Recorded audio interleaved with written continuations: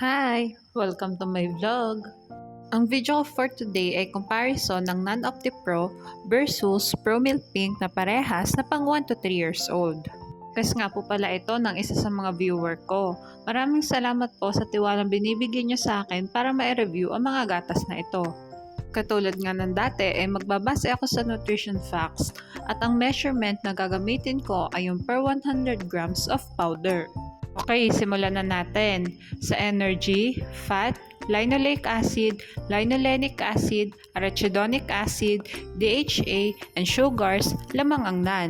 Samantalang lamang naman ang promil sa carbohydrates, lactose, and fibers.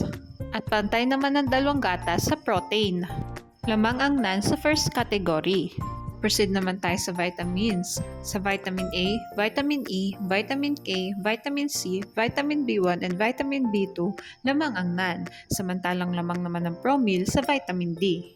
Sa niacin, vitamin B6, folic acid, pantothenic acid, and biotin, lamang ang NAN, ngunit wala naman itong carotenes, samantalang lamang naman ang promil sa vitamin B12 and carotenes.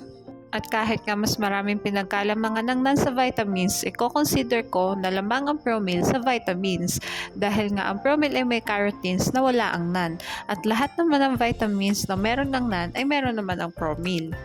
Dito naman tayo sa minerals. Sa sodium, potassium, chloride, calcium, phosphorus, and magnesium, lamang ang NAN.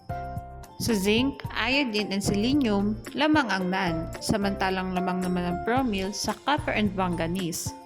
Lamang ang NAN sa minerals. Mag-proceed naman tayo sa other nutrients. Ang NAN ay may probiotics na wala ang promil, samantalang ang promil ay may nucleotides, lutein, and choline na wala naman ang NAN. Lamang ang promil sa other nutrients. At magtungo naman tayo sa last part ng vlog ko. Ito ay yung price ng dalawang gatas. Paalala guys, pwede mag-iba ang presyo ng dalawang gatas na ito. Depende kung saan store nyo sila titingnan. Ngayon nga ay sa Shopee ko kinuha yung price ng dalawang gatas na ito para maiba naman.